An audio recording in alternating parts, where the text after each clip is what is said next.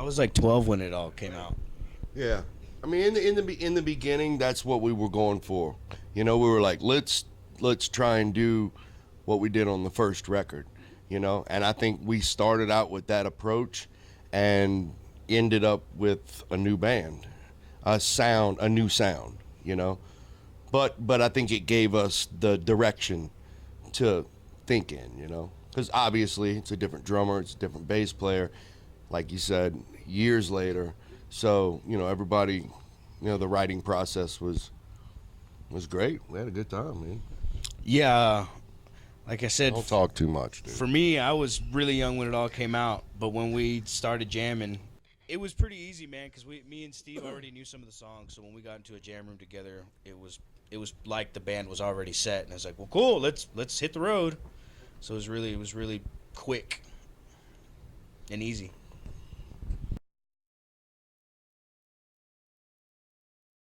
Not so much, man. Because I knew from working with Philip, and then also Jimmy being a drummer, me coming in, it was like fucking show me, just tell me what you guys want me to do, and I've been playing fucking grinding and blasting and all this other really fucked up music with Philip.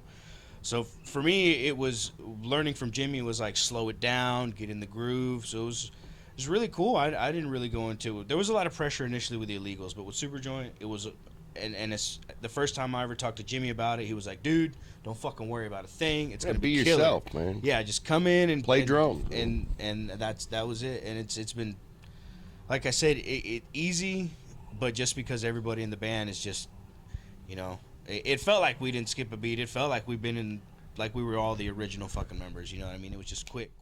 It feels really good to have this record out and to be touring again, and because like you said, in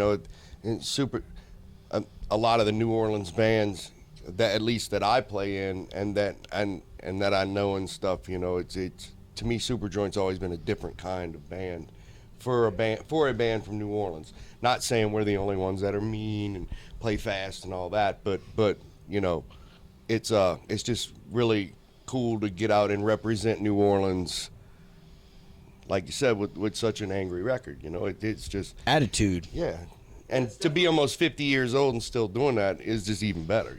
The bands that me and Phil both play in from New Orleans, a little more bluesy. I Hate God's a little more bluesy and slower and stuff. So this is a really breath of fresh air, and I know it is for him too, because his other band, War Beast, and the Illegals, it's night and day from that kind of stuff as well. So Yeah. why didn't we do this sooner? Yeah, well, everything happens for a reason, man. So, but yeah, it's a blast every night. It's like it's weird because Superjoint back in the day, we were so fucked up, and just speaking for myself, every night for me was like, oh, dude, I don't think I'm gonna be able to play this shit, because I didn't practice, man. I was fucking load, man. And now to be able to concentrate, it's not Metallica, dude. Now to be able to concentrate and actually go up there and feel confident and just kick back and play the songs, it's great. And the new songs are new enough to where there is there's that challenge in there to where keeps you on your toes,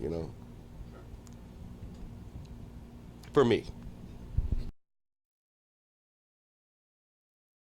Fuck no, new record, man. I hope. Yeah. Well, again, the first time we ever got into a room, me and Steve had already knew what, 4 songs from the illegal set, something like that. So we played, and Kevin, I'd never met Kevin before, and I could see it. This guy, I just met him. He's kind of skeptical. Basically coming back into this, what was this giant fucking void in everybody's life for a little bit. Whatever it was. And then it's like, hey, we got a band and we're fucking fire, dude. And as soon as we got into the room and started playing, I think within the first couple days, we already were kicking around riffs. Oh, yeah. So it was the basis of everything. Then we got together again, and the record was already underway. Just within several sessions, we had pretty much the basis of this record. And I think we were excited and ready to go. And now that everybody sees that they can do it and fucking be creative and still whip some ass, I really don't see us not doing another record at the very end of the year. Just going in and pumping out at least something, because we're all ready. I mean, and we've taken this past year to really be creative with all of our projects as much as possible. So we're ready to keep going, man. That's just the only choice any of us have at this point. I was fortunate enough to play in this band called Shell Shock in New Orleans, and they had been together since the, I think, early 80s or something. And I got in the band, and the guitar player was a massive, like, put flyers up freak. He promoted his own shows, booked his own tours.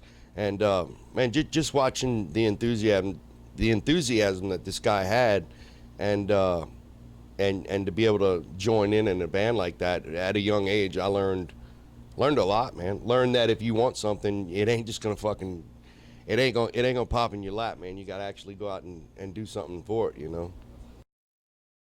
There was a lot of people for me growing up because I was so young. So I was surrounded by a lot of the older metalheads like Bruce Corbett, Scott Shelby, Rick Perry. I had all these veterans pretty much grooming me to play thrash and to be a part of this scene. And you know, I didn't even know what the fuck a scene was until, you know, I was playing bars with all these people twice my age.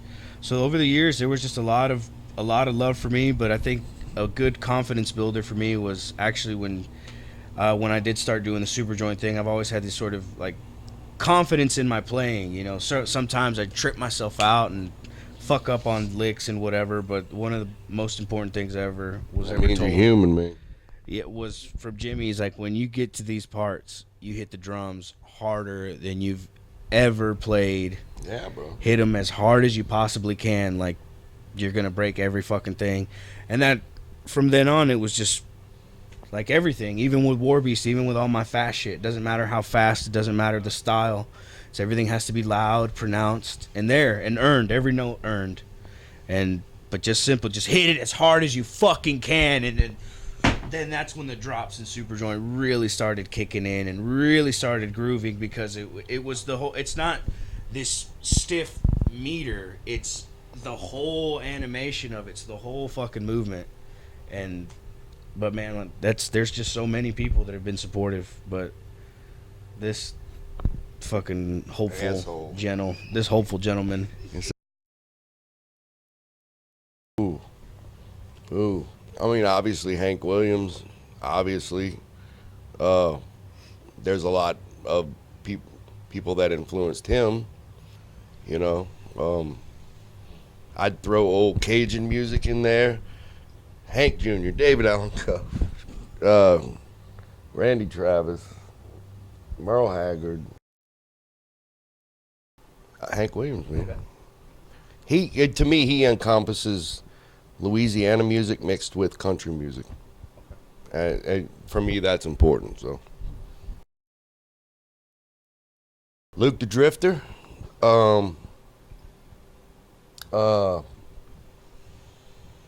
I have like collections, you know. Sure. But Luke the Drifter, my mom used to sing that to me when I was a kid, which is more like a Tex Ritter influenced kind of record of like kind of talking and telling almost parables, you know. And they get aggravated as fucking me, and I'll try and put it on the bus, and they put on stupid movies and shit. And as far as bands, Leonard Skinner, I think, influenced a lot of the music that I like, a lot of the country that I like in the late 70s and early 80s. The Beatles, they're not country, though.